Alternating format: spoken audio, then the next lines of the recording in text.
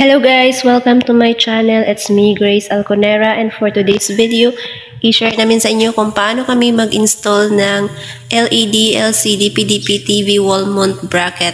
So ito yung kakabitan namin ng TV sa aming dingding, and it fits for 14 to 42 inches.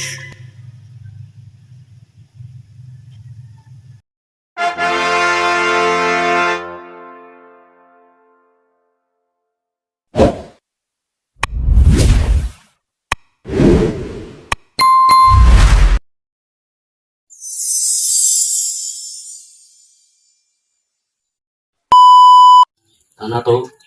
Tanda para butas. Na? Na?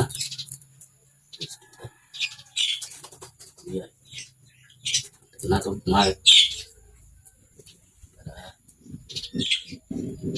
natin ito.